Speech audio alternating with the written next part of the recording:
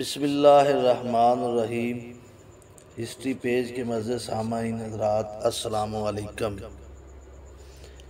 ناظرین، آج ہم حضور پاک صلی اللہ علیہ وسلم پر جب پہلی وحی نازل ہوئی تو اس وقت آپ کی کیا کیفیت تھی، اور جب اسلام کی تبلیغ کا آغاز کیا تو پہلے دن کون کون سے صحابی جو آپ صلی اللہ علیہ وسلم کی دعوت پر اسلام قبول کر کے دائرہ اسلام میں داخل ہوئے، تو اس کے بارے میں ہم بات کریں گے۔ اس سے پہلے ہماری ریکویسٹ ہے کہ آپ ہمارے چینل کو سبسکرائب اور ویڈیو کو لائک کر دیں تاکہ اس طرح کی مزید اچھی ویڈیو آپ کو ملتی رہے۔ اب چلتے ہیں اپنے ٹاپک کی طرف۔ اب نبی صلی اللہ علیہ وسلم کی عمر 40 سال کی ہو چکی تھی۔ آفتاب ہدایت و رسالت طلوع ہوتا ہے۔ تفصیل اس اجمال کی یہ ہے کہ جب روحانی قوتیں جو اللہ تعالیٰ نے آپ صلی اللہ علیہ وسلم کی فطرت میں ودیعت کی تھی، عبادت و ریاضت اور اس خلوت سے نشو و نما پا کر تحمل وحی اور برداشت منصب نبوت کے قابل ہو گئی، تو ایک روز غار حرا میں آپ صلی اللہ علیہ وسلم کے سامنے ایک فرشتہ نمودار ہوا۔ تو آپ صلی اللہ علیہ وسلم سے مخاطب ہو کر کہا، پڑھ۔ آپ نے کہا، میں پڑھنا نہیں جانتا۔ پھر اس نے آپ کو زور سے پکڑ کر ہلایا، پھر چھوڑ دیا اور کہا، پڑھ۔ آپ صلی اللہ علیہ وسلم نے پھر جواب دیا۔ اس نے پھر آپ کو پکڑ کر زور سے ہلایا، پھر چھوڑ دیا اور کہا کہ پڑھ۔ آپ نے پھر وہی جواب دیا۔ فرشتے نے پھر تیسری مرتبہ آپ صلی اللہ علیہ وسلم کو پکڑ کر زور سے ہلایا اور پھر چھوڑ کر کہا، پڑھ۔ اپنے رب کے نام سے جس نے ہر شے کو پیدا کیا اور انسان کو جمے ہوئے خون سے پیدا کیا، پڑھ۔ اور تیرا رب بڑا بزرگ ہے جس نے قلم کے ذریعے علم سکھایا، انسان کو وہ کچھ سکھایا جو وہ جانتا نہیں تھا۔ یہ کہہ کر فرشتہ غائب ہو گیا۔ آپ صلی اللہ علیہ وسلم وہاں سے خوف زدہ حالت میں گھر تشریف لائے اور حضرت خدیجہ الکبریٰ رضی اللہ تعالیٰ عنہا سے کہا، مجھے کمبل اڑاؤ۔ خدیجہ الکبریٰ رضی اللہ تعالیٰ عنہ نے آپ صلی اللہ علیہ وسلم پر کمبل اوڑھ دیا۔ وہ بھی گھبرائیں کہ کیا بات ہے۔ جب تھوڑی دیر بعد آپ صلی اللہ علیہ وسلم کو کچھ سکون ہوا تو آپ نے تمام کیفیت خدیجہ الکبریٰ رضی اللہ تعالیٰ عنہا کو سنائی اور کہا، مجھے تو اپنی جان کا خوف ہو گیا ہے۔ خدیجہ الکبریٰ رضی اللہ تعالیٰ عنہا نے جواب دیا، نہیں، آپ کو خوش ہونا چاہیے، واللہ اللہ آپ صلی اللہ علیہ وسلم کو کبھی رسوا نہیں کرے گا، کیونکہ آپ صلی اللہ علیہ وسلم ہمیشہ صلہ رحمی کرتے ہیں اور ہمیشہ سچ بولتے ہیں، ان کے اخراجات برداشت کرتے ہیں جن کے پاس اپنے لیے کافی نہیں۔ آپ صلی اللہ علیہ وسلم میں وہ تمام اخلاقی خوبیاں موجود ہیں جو لوگوں میں نہیں پائی جاتی۔ آپ صلی اللہ علیہ وسلم مہمان نواز ہیں۔ حق باتوں اور نیک کاموں کی وجہ سے اگر کسی پر کوئی مصیبت آ جائے تو آپ صلی اللہ علیہ وسلم اس کے مددگار بن جاتے ہیں۔ اس تسلی و تشویش دینے کے بعد حضرت خدیجہ الکبریٰ رضی اللہ تعالیٰ عنہا آپ صلی اللہ علیہ وسلم کو اپنے چچا زاد بھائی ورقہ بن نوفل کے پاس لے گئیں جو اب بوڑھے ہو چکے تھے۔ آپ صلی اللہ علیہ وسلم نے ورقہ بن نوفل کے سامنے اپنی تمام کیفیت بیان کی۔ ورقہ نے سن کر کہا، یہ وہی ناموس اکبر ہے جو موسیٰ علیہ السلام پر اترا تھا۔ کاش میں جوان ہوتا، اس وقت تک زندہ رہتا جب قوم آپ صلی اللہ علیہ وسلم کو نکال دے گی۔ رسول اللہ صلی اللہ علیہ وسلم نے پوچھا، کیا قوم مجھے نکال دے گی؟ ورقہ بن نوفل بولے، ہاں، دنیا میں جو کوئی رسول آیا اس نے توحید کی تعلیم پیش کی، اس کے ساتھ عداوت و دشمنی کا برتاؤ ابتدا میں ہوا ہے۔ اس کے بعد آپ صلی اللہ علیہ وسلم بدستور غار حرا میں تشریف لے جاتے رہے۔ چند روز تک آپ پر کوئی وحی نازل نہ ہوئی، اس کو زمانہ فطر کہتے ہیں۔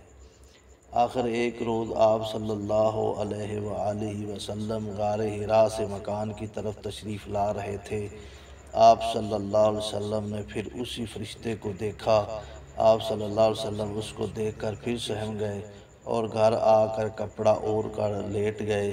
آپ صلی اللہ علیہ وسلم کے کانوں میں پرجلال آواز آئی، اے چادر میں لپٹے ہوئے اٹھ اور ان لوگوں کو عذاب الہی سے ڈرا اور اپنے رب کی بڑائی اور کبریائی بیان کر، پاک دامنی اختیار کر اور نجاست سے یعنی شرک و بدی سے جدائی اختیار کر۔ اس کے بعد وحی کا سلسلہ برابر جاری رہا۔ ایک روز جبریل امین نبی پاک صلی اللہ علیہ وسلم کو دامن کوہ میں لائے۔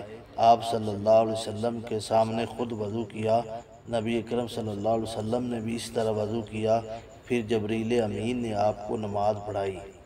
آپ نے تبلیغ توحید کا حکم پاتے ہی تبلیغ کا کام شروع کر دیا، لوگوں کو شرک سے باز رکھنے اور توحید الہی کی طرف بلانے کا کام آپ صلی اللہ علیہ وسلم نے اپنے گھر سے ہی شروع کیا۔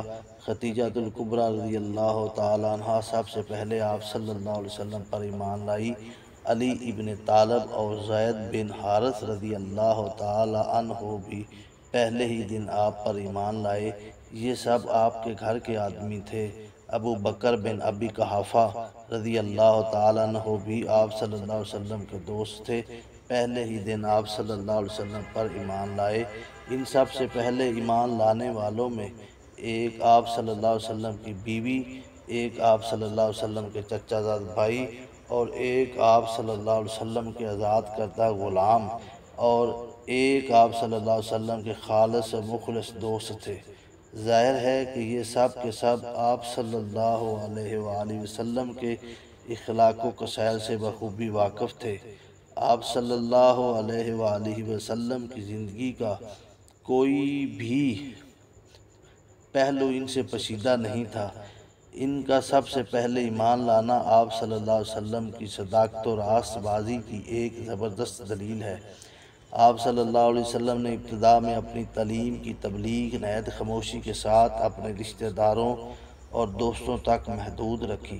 تبلیغ اسلام کے اس اولین عہد میں سب سے زیادہ ابو بکر صدیق رضی اللہ تعالی عنہ نے خدمات نمایاں سر انجام۔ حضرت ابو بکر صدیق رضی اللہ تعالی عنہ کا رسوخ اور حلقہ احباب قریش مکہ میں بہت وسیع تھا۔ ان کے اثر اور ترغیب سے عثمان بن عفان، طلحہ بن عبید اللہ، سعد بن ابی وقاص، عبد الرحمن بن عوف، زبیر بن عوام رضی اللہ تعالیٰ عنہ ایمان لائے۔ پھر حضرت ابو عبیدہ بن جراحہ، ابو سلمہ، عبد الاسد بن حلال، عثمان بن مظعون، قدامہ بن مظعون، سعید بن زائد، فاطمہ ہمشیرہ عمر بن الخطاب زوجہ سعید وغیرہ رضی اللہ تعالی عنہ بھی دائرہ اسلام میں داخل ہو گئے۔ اس کے بعد سعد بن ابی وقاص رضی اللہ تعالی عنہ کے بھائی عمیر، عبداللہ بن مسعود، جعفر بن ابو طالب رضی اللہ تعالی عنہ آپ پر ایمان لائے۔ مسلمانوں کی ایک چھوٹی سی جماعت تیار ہوگی جس میں عورت، مرد، جوان، بوڑھے اور بچے شامل تھے۔ مشرکین کے خوف سے مسلمان مکہ سے باہر پہاڑی کی گھاٹی میں جا کر نماز ادا کیا کرتے تھے۔ 3 سال تک اسلام کی تبلیغ اس طرح چپکے چپکے ہوتی رہی اور لوگ رفتہ رفتہ شرک اور بت پرستی سے بیزار ہو کر اسلام میں داخل ہوتے رہے۔ اس 3 سال کے عرصہ میں قریش کی ہر مجلس، ہر صحبت میں اس نئے دین کا چرچا اور تذکرہ ہوتا تھا۔ مسلمان چونکہ خود اپنے اسلام کا اعلان نہیں کرتے تھے، لہٰذا بہت سے مسلمانوں کو آپس میں بھی ایک دوسرے کے مسلمان ہونے کا علم نہ تھا۔ قریش اس طریقے اسلام کو کچھ زیادہ اہم اور خطرناک نہیں سمجھتے تھے۔ قریش میں بعض ایسے شرارت پیشہ لوگ تھے، وہ قابو پا کر مسلمانوں کو اذیت جسمانی بھی پہنچاتے تھے۔ ایک مرتبہ سعد بن ابی وقاص رضی اللہ تعالی عنہ چند مسلمانوں کے ساتھ کسی گھاٹی میں نماز پڑھ رہے تھے۔ اچانک چند مشرکین مکہ اس طرف آ نکلے۔ انہوں نے مسلمانوں کو سختی سے عبادت کرنے سے روکا۔ سعد بن ابی وقاص رضی اللہ تعالی عنہ نے ان سے مقابلہ کیا۔ ایک کافر سعد بن ابی وقاص کی تلوار سے زخمی ہوا اور یہ سب سے پہلی تلوار تھی جو اللہ تعالیٰ کی راہ میں چلی تھی۔ ایک مرتبہ نبی اکرم صلی اللہ علیہ وآلہ وسلم اور حضرت علی رضی اللہ تعالی عنہ کسی گھاٹی میں نماز پڑھ رہے تھے۔ اتفاقاً ابو طالب اس طرف آ نکلے اور خاموشی سے کھڑے ہو کر دیکھتے رہے۔ جب آپ صلی اللہ علیہ وسلم نماز ختم کر چکے تو پوچھا، یہ کیا مذہب ہے جو تم نے اختیار کیا؟ نبی پاک صلی اللہ علیہ وسلم نے کہا یہ دین ابراہیمی ہے، اور ساتھ ہی ابو طالب سے کہا کہ آپ بھی اس دین کو قبول کر لیں۔ ابو طالب نے کہا میں تو اپنے باپ دادا کا مذہب نہیں چھوڑوں گا، لیکن حضرت علی رضی اللہ تعالیٰ عنہ کی طرف مخاطب ہو کر کہا بیٹا تم محمد صلی اللہ علیہ وسلم کا ساتھ نہ چھوڑنا، مجھ کو یقین ہے کہ محمد صلی اللہ علیہ وسلم تجھ کو نیکی کے سوا کسی برائی کی ترغیب ہرگز نہ دیں گے۔ غرض اس طرح نزول وحی سے لے کر 3 سال تک اسلام کی تبلیغ خاموشی کے ساتھ ہوتی رہی، اور سعید روحیں کھینچ کھینچ کر اسلام کی طرف جذب ہوتی رہیں۔